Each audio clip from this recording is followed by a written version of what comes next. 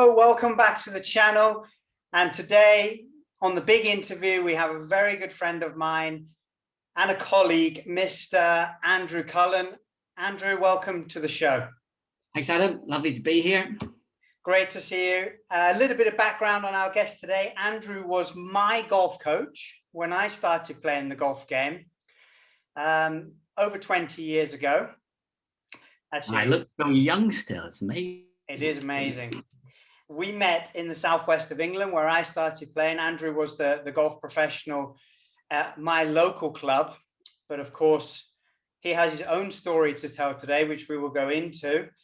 Andrew, as you know, this channel is intended to help golf coaches around the world with their coaching businesses, with their coaching philosophies, and also give people some golden nuggets on how they can improve their business and what lessons coaches have learned over the years.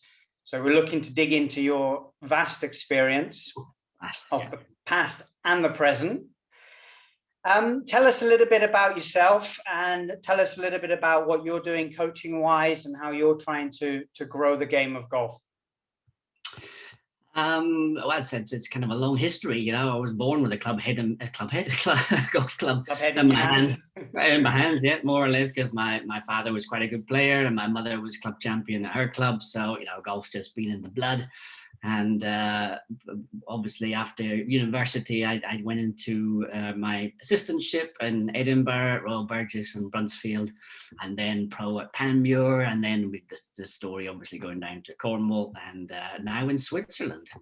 So yes, I think that sort of coaching philosophy for me has always been get as much information as you can in there, but you're kind of the Apple Mac, you know, the end user doesn't want to hear all this stuff. So simplicity, logic and fun is really the way that I try and present both in person and what I'm doing on my social media channels.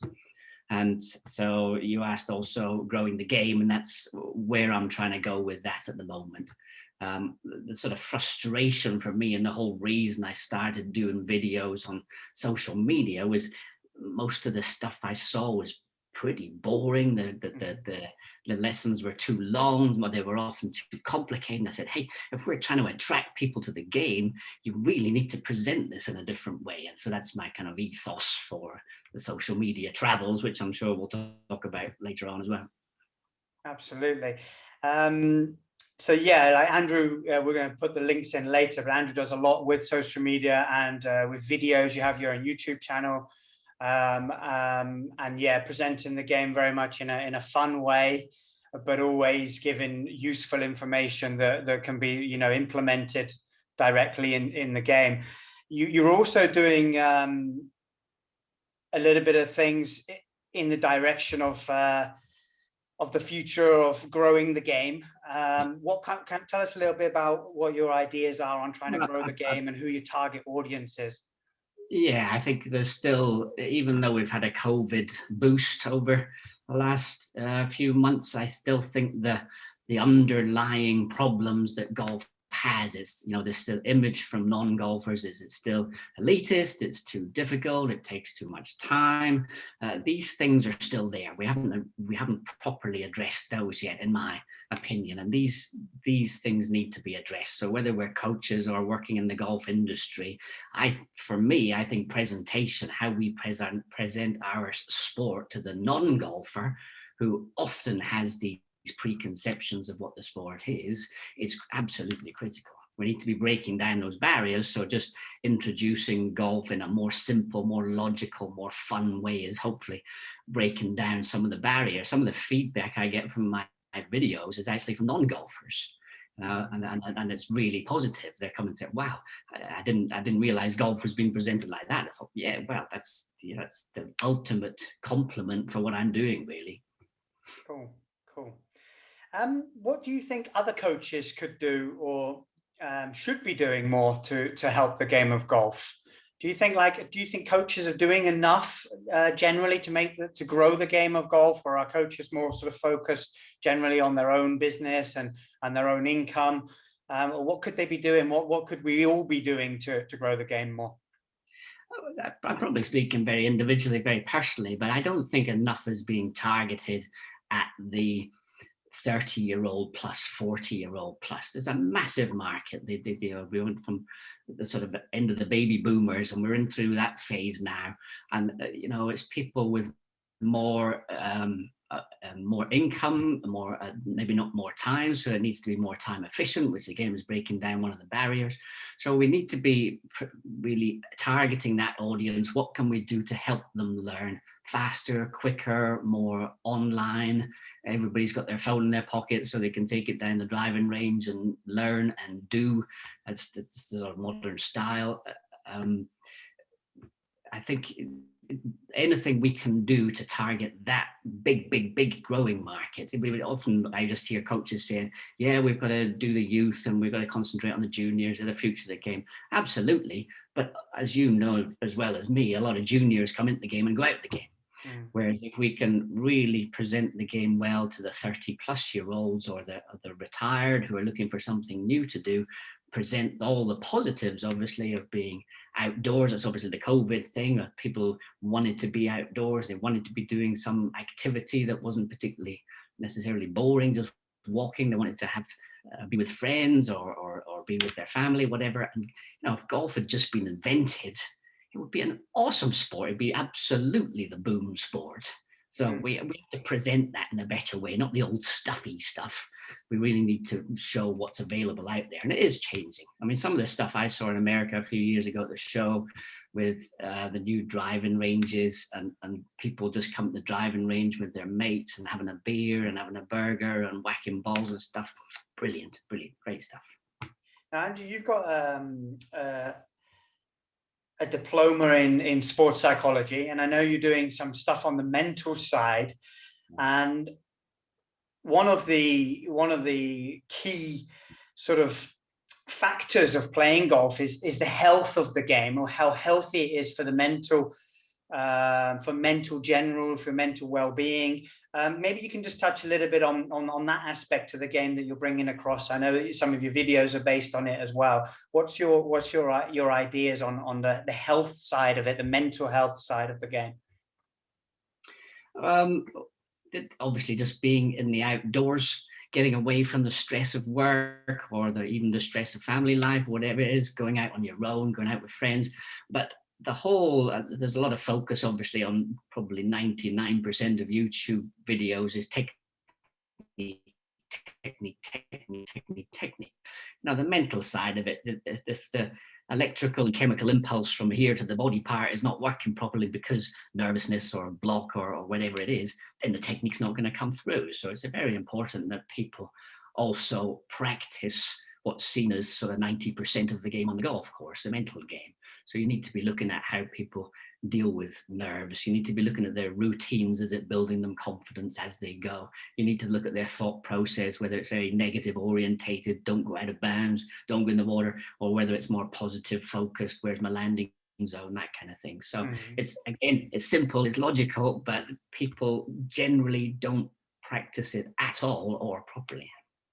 And like this sort of millennials that you're talking about, this age group of people who you're trying to get into the game, using that as also as a evidence of why it's healthy to play, like you said, anti-stress, outside exercise. We're all aware now. I don't think we were aware of it as much 30 years ago, but we're all aware now of burnouts and stress-related diseases and stuff. And I know you've been sort of pushing also that side that, hey, whatever you do, it's a healthy game. Absolutely. One of my, I've got this book that's just about to be sent to the publishers, Golf Yourself to Life. And I got a couple of my customers who had just started golf with me and got their handicaps and whatever to write a couple of stories. And one of them was that she was a golf skeptic. And she used to cycle up to the local club at Frick, which and see all the golfers there and they were dressed up in their funny gear and driving around in buggies. And she was thinking, wow, this is really not the sport for me. And then she went to one of these try it weekends, snooper courses, we call them in this part of the world. And she went along and she enjoyed it. And she was the one that was going, oh, shit, what a shot in the probe. Not supposed to be saying. And she was like, oh, it's still a bit stuffy, isn't it? And she went the following weekend with her husband. She was hitting balls, and they went on the golf course, played a couple of holes, stuff like that. And then Monday morning, she went to work, and she realized driving on the way to work that she didn't think about her work once that whole weekend. And that was a completely new situation for her. It was a brilliant little story, but it shows, if you're totally engaged, it doesn't really matter what sport it is, right? But if you're totally engaged in doing something different, it's a great relief for the brain from your 9 till 5. It's like distracting you away from all those little worries. And absolutely. Now, obviously, coaching's changed a lot since I took a golf lesson with you in 1994, my first lesson. I'm sure it was still simple and logical, though, right? It was good. It was a good lesson. I remember it, actually. Obviously, coaching's changed, but also the business of coaching has changed. And I want to focus a little bit on the business side now. How does a coach today build his or her strategy and her philosophy on how she's going to coach? There's so many different ideas out there. There's, we've read between us thousands of books. What bits of advice would you give to a coach coming through now on how they can create their goals, objectives, their philosophy of teaching? Yeah, I think it's as you and me did, in our early teaching days, especially, you have to immerse yourself. You have to get the knowledge. You have to get the information. With your first, couple of years, whatever it is, you're going to make some mistakes with some students, but you have to be trying. It's trial and error at the start. But what I would recommend to people is you get your base, you immerse yourself, you find out where your passion is, you find out what kind of people you like teaching, what situations you like teaching in. Because if you're passionate about what you're doing, then you will give your best and the customer will get the best out of you. So I think whatever you specify in, whether it's going down a very technological route or just going into short game in a very specific way, whatever it is, that it's got to be fueled by your passion. You've got to really find out where your passion is. So just if you love teaching juniors or elite golfers, or you aim more to be sort of specific in that area. Yeah, for me, again, I my sort of target market, my main audience is the sort of 30 plus. I like speaking to these people. The return on investment from a lesson, right, is not just I'm swinging it a bit better or I don't slice it anymore. The customer really enjoyed their 30 minutes, 45 minutes, whatever it was, with you. They profited from it. They really enjoyed it. So it was worth their money going because there was a great rapport. And there's only that great rapport if I really enjoy what I'm doing and I'm reaching the right audience. Okay.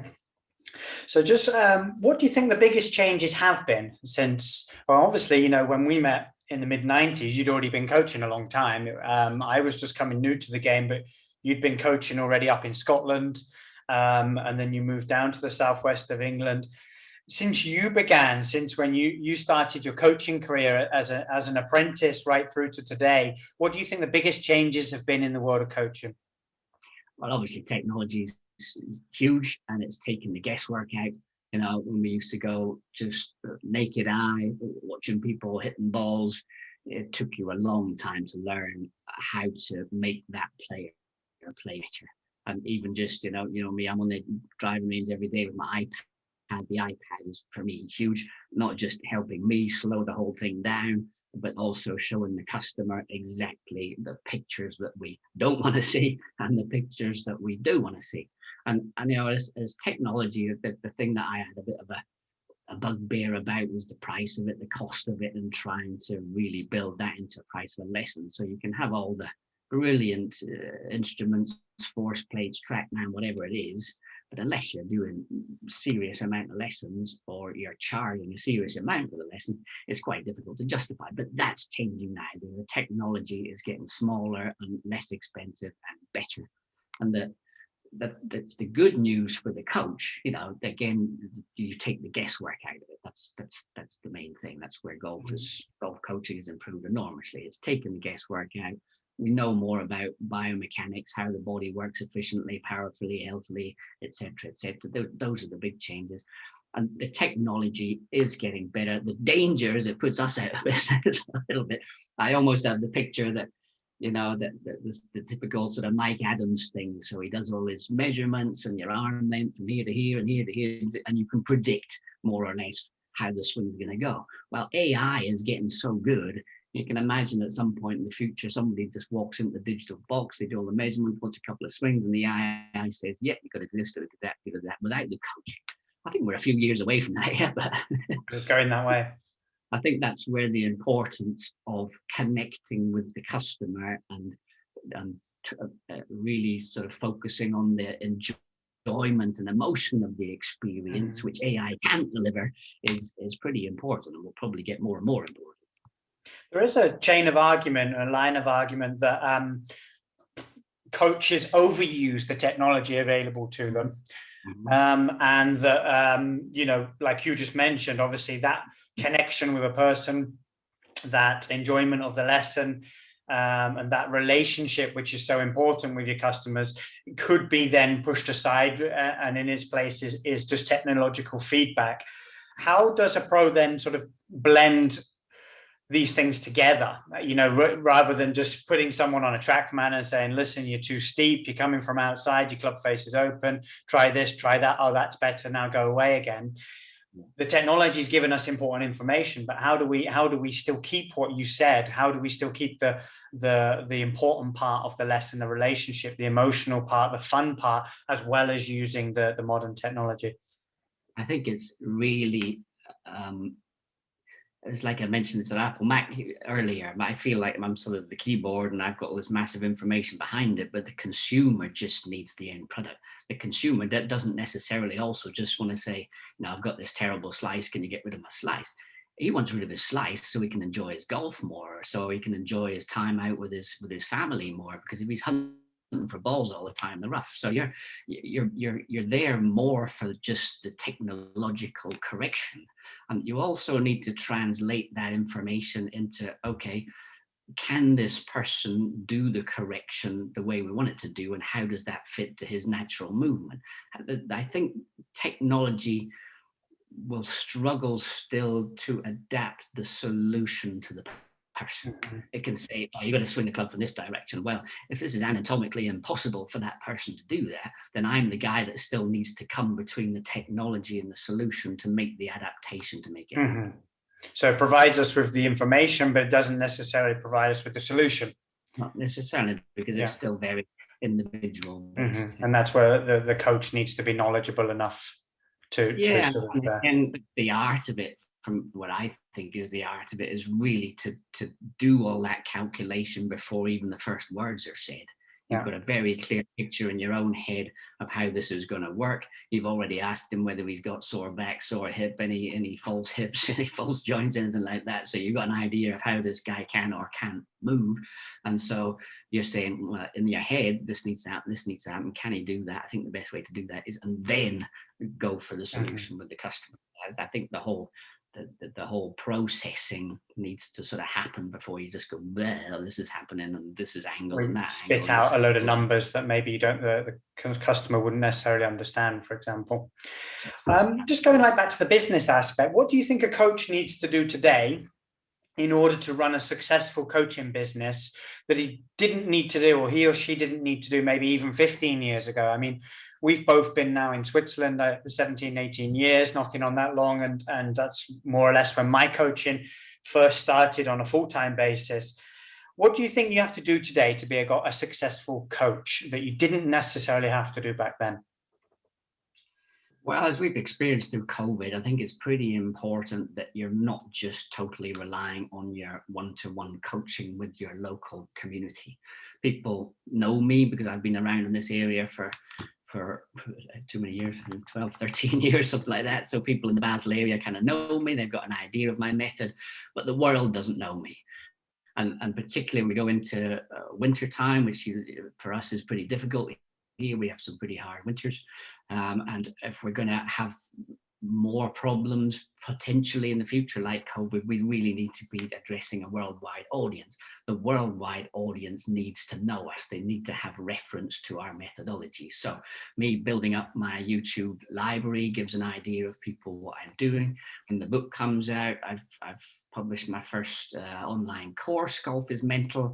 That as a standalone, as I expected, really is not selling fantastic at the moment. But when the ecosystem of courses comes and you have the short game course and the chipping course and the putting course, and all of a sudden your methodology, easy for me to say, methodology comes into an ecosystem of products, now then you're open to a worldwide audience, and then you've got a bit more flexibility. Then for me, it's delivering both a better product to a world audience by getting that methodology in video and on paper and in books and whatever, but also giving me the time to really give good golf lessons. As most coaches in golf know, if they're in the seasonal environment, you have to pack it all into the summertime.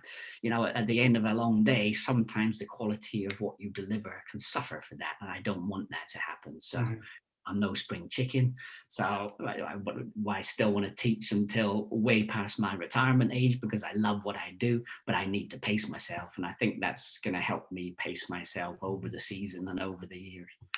So would you say, like, because of the modern technology that's available to us now, do you need to be on a world platform in order to survive, or do you think because the competition is so high, because your customers can click on LinkedIn, or they can click on YouTube, they can click and find, do you think it's then important that you are visible, that you at least your students or the regional community is able to see what you think about things in order to be competitive? Well, I think credibility in any business is massive, right? So whether it's even just putting your videos on the club Instagram or the club Facebook, as I do, whether it's just getting your methodology to your local audience, you know, they can then, if you're doing a good job, you can then compare you to the other YouTube channels they've seen, and you need to, you're up against more teachers now than you ever were. You know, people can very easily say, Andrew taught me this the other day. I wonder if there's anything on YouTube about that, about chipping technique. Oh, that's different. Andrew never said that. Oh, that's pretty good. Andrew never said that. So there's a big credibility issue. You're kind of more, you need to be more accountable for what you deliver now. You can't just talk crap, and you can't just bluff it. You've really got to know your stuff, because you can get checked. And I think that's good. I think that's great for us. That's going to bring up the entire level of coaching now. Yeah. What advice would you have for a coach who's just starting his or her career now? They're just coming into coaching. Maybe they're just about to do their apprenticeship or just finished their apprenticeship. What sort of important pieces of advice would you give them? I think we covered a little bit earlier. You've got to immerse. You really got to immerse. You've got to spend the first year, 2 years, whatever it is, really tucking into the books and videos, and even the stuff that's not necessarily interest you. Do it, because you don't know how some bits can integrate with other bits. So you've got to cover the ground. And I think the PGA teaching for the coaches is getting better and better and better at that, but you've got to go outside that as well. And then, like I said earlier, I think you find your niche. I think you find your speciality, or your way of presenting. For example, there's some pretty good presenters on YouTube, right? And they've found their own way of doing it. They do very professional videos, and it's great. And that's their niche. For some of them, that's all they do. You know, they do very little one-to-one or whatever. So you have to immerse, find out what floats your boat, and then more and more businesses are niching now. We're really to niche into a certain area and make yourself the sort of, as we know, the key person of influence within that niche.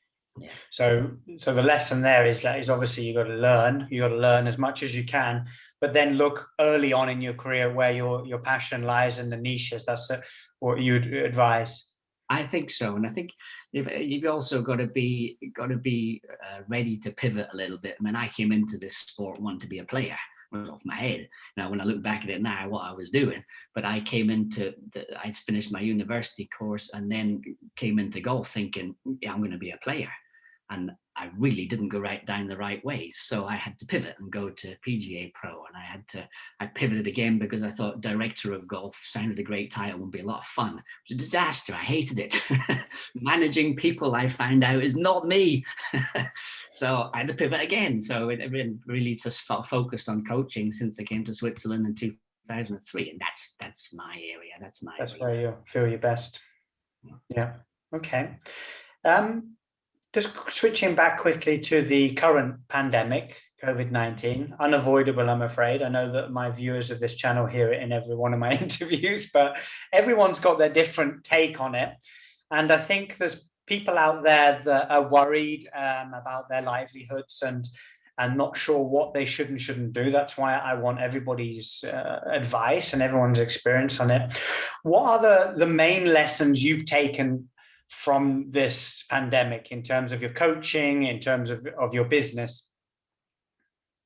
I think the business side, you know, I'm a pretty confident coach. We can all continue to learn, and we all do continue to learn, but I'm pretty confident in what I deliver there, but I'm not a particularly good business person. So personally, for me, it was starting a business entrepreneurs course last September and really getting more structure to what I do.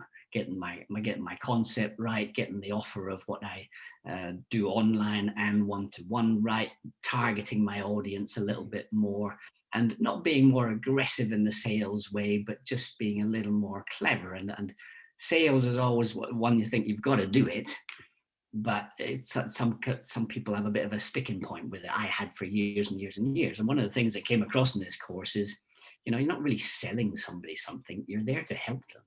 Yeah, you've got products there that you know damn fine are going to help this person standing in front of you. He's going to, or she is going to enjoy their golf much more on the golf course. That could change their relationship with their partner or their friends. They can have even more fun when they come to the golf club.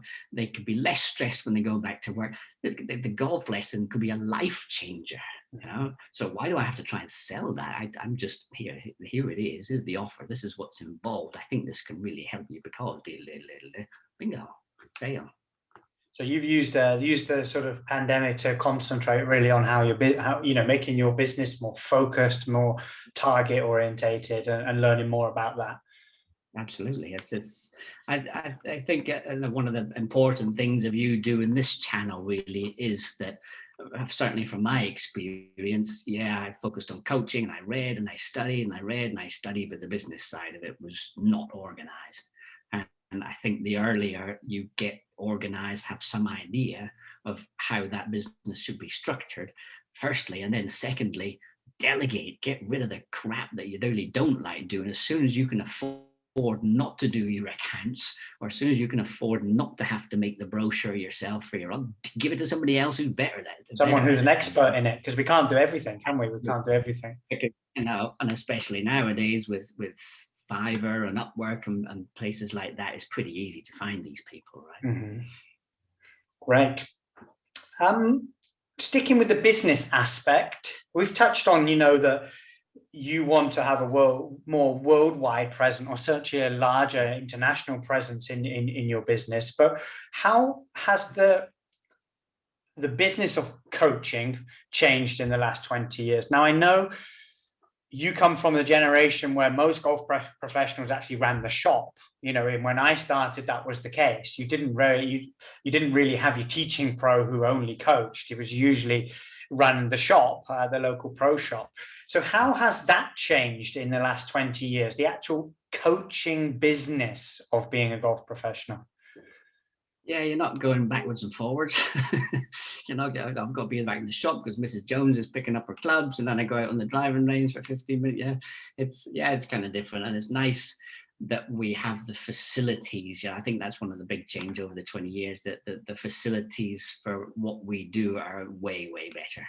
You know, we've I need to go back to, you know, my first days at Bruntsfield. I was out on the driving range that was a kind of a hill that went down, and we used to knock into Mrs. Jones's garden down the right-hand side and onto the fairway up the 18 down the left-hand side. And if it was pouring rain, you just cancelled the lesson and came in again.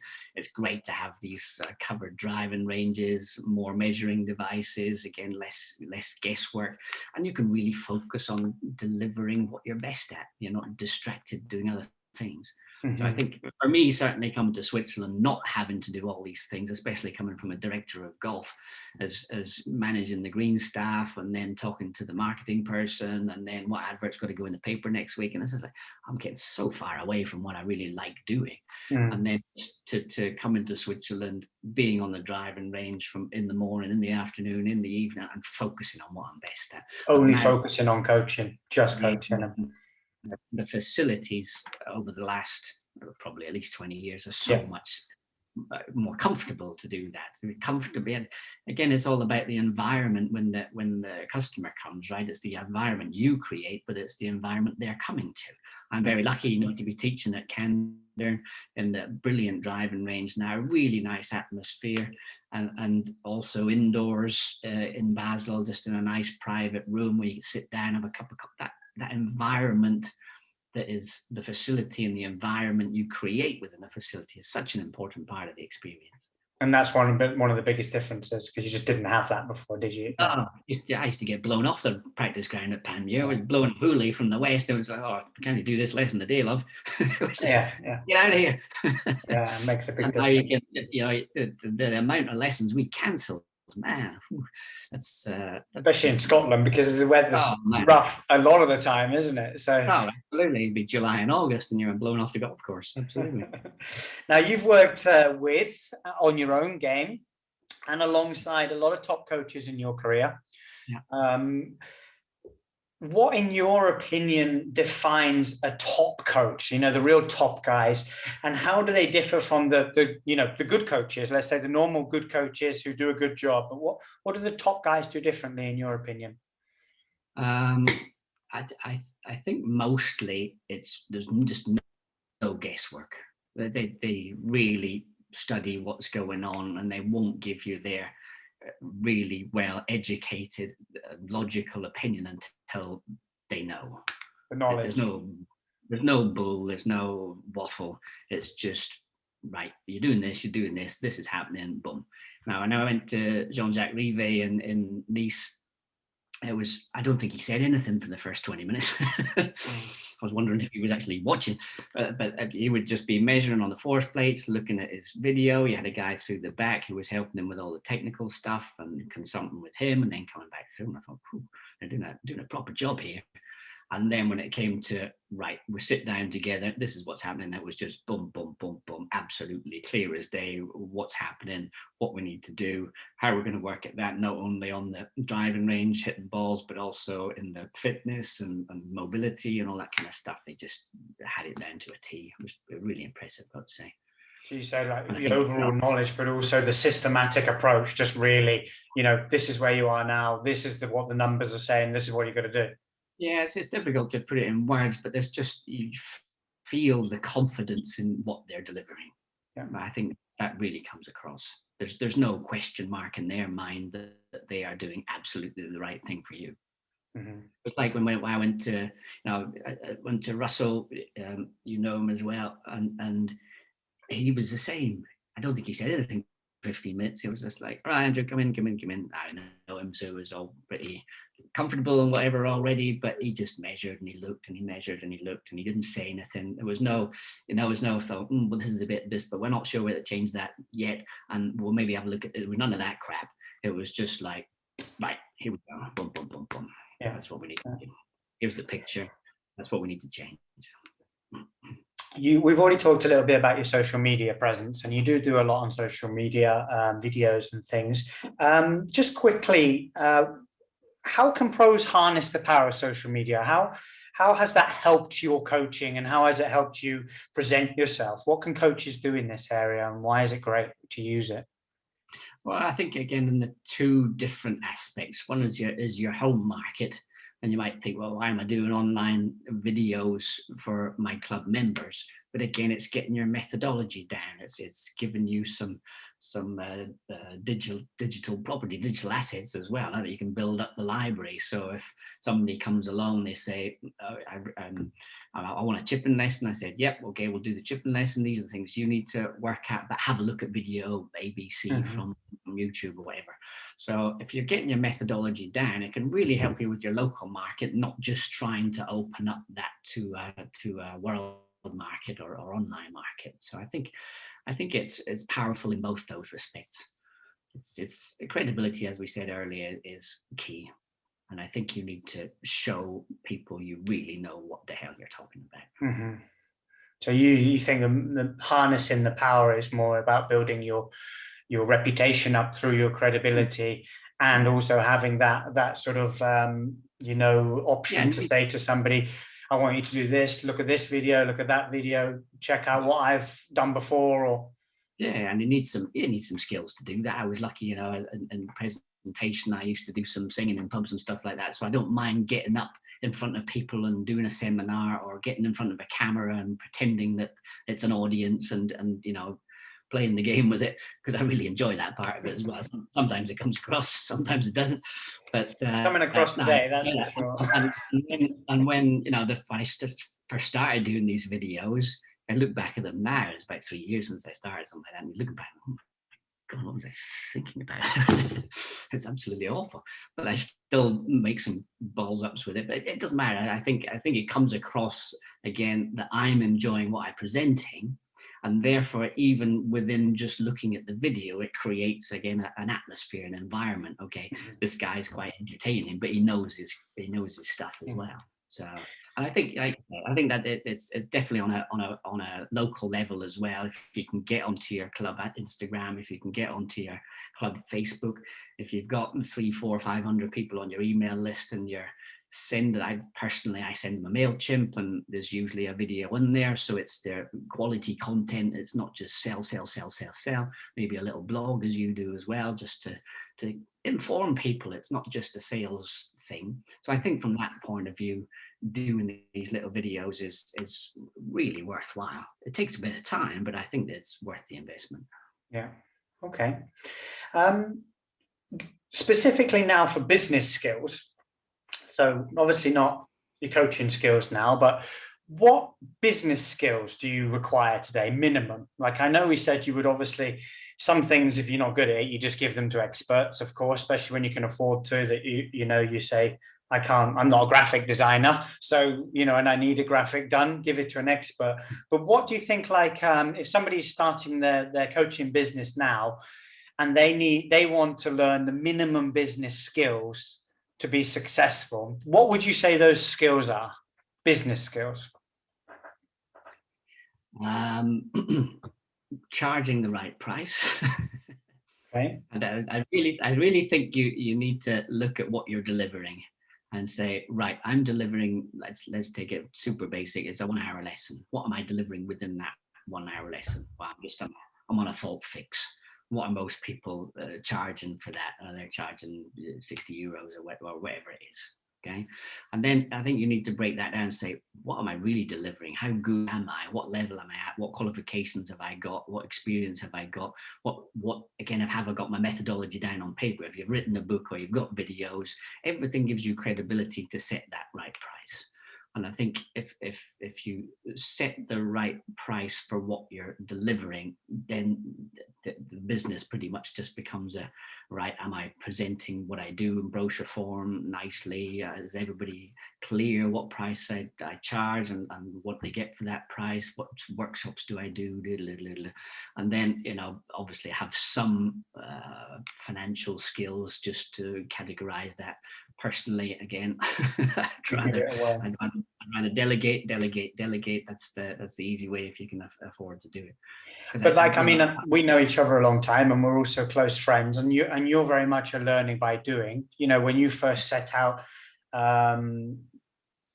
you tried everything yourself, and you learned how to build your website. You learn how to write a book. You learn how to edit your videos and present them, and they've improved and improved and improved. So you've got these skills that you've developed. Obviously, you're marketing yourself now through your entrepreneurial courses and stuff. Is this for every pro? Does every pro need all these skills, or do you think like it's overwhelming now? If I had a chat with our apprentice a few weeks ago, and he's overwhelmed by the fact that do I need to now be an expert in marketing? Do I need to be an expert in finance? Do I need to be an expert in communication? Do I have to also write a book? What do you think?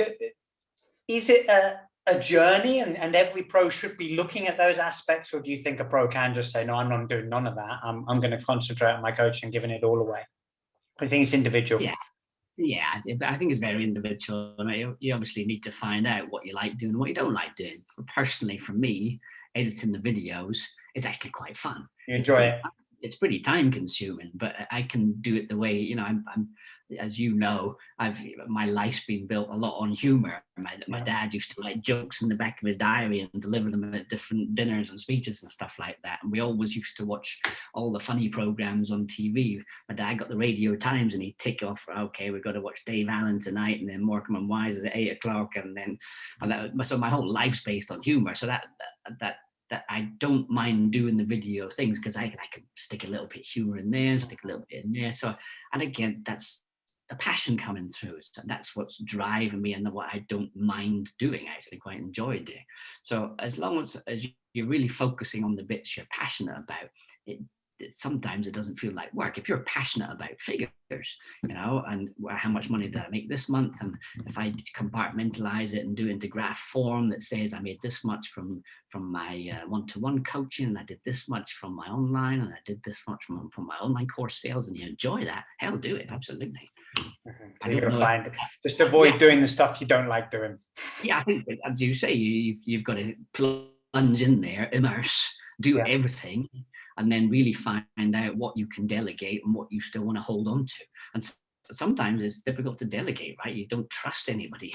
I don't trust anybody to deal with all my books there, so I'm going to do them myself. But you can take too much on, and you cover over the passion.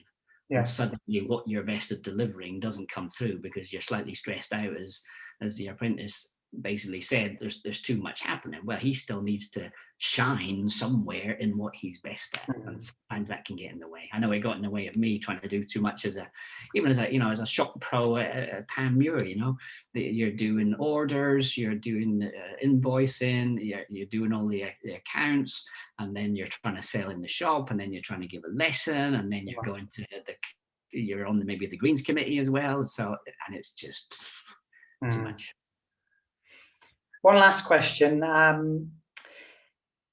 What golden pieces of advice would you give to young Andrew Cullen? He's just finished his apprenticeship. He's starting out today as a golf professional. If you could go back to him to help him, advance quicker in his coaching career and become more successful in his coaching career earlier, what would a piece of advice be? Two things. My dad, I never followed his advice. It was really stupid. The first thing, when I was an apprentice, he said, go and see Bob Torrance and get a lesson. And I said, it's okay, I'm learning quite a lot of that. I'm studying through the PGA and lots of books, and I'll find out myself. Nuts. I wanted to be a player, and I had a chance to go to one of the best teachers in the world, and I didn't take it. Stupid. So if you got any playing ambitions, which I did, hell, go and see a really good pro very early on. That would be number one. Number two, and I think where I also missed the boat a little bit because I was distracted with other things, that I was quite early quite a good coach. I did a lot of studying through my apprenticeship. I had a lot of experience because my pro at Bruntsfield didn't enjoy teaching that much, so he just used to send me out with everybody. So I had a lot of experience in coaching as well, and I got good at it pretty quick. And if I'd really specialized more in that department, I think I'd be in a very different position now. I'm kind of a late bloomer. I feel that my best is still to come as far as getting this sort of ecosystem of products, right? Coaching products and presenting more, and maybe taking my presenting skills up to a different level. And I think if I'd really realized that coaching was where my real passion is, I would have specialized there, definitely. Yeah. Great. Andrew, it's been great listening to your experiences and sharing your knowledge with us. I appreciate your time today. Thank you for coming on the channel. It's been a pleasure. Always great to have a conversation and just talk golf. Awesome. Awesome. I'm going to put your links and your YouTube channel and your Instagram stuff down in the video. Thank you everybody for joining us today.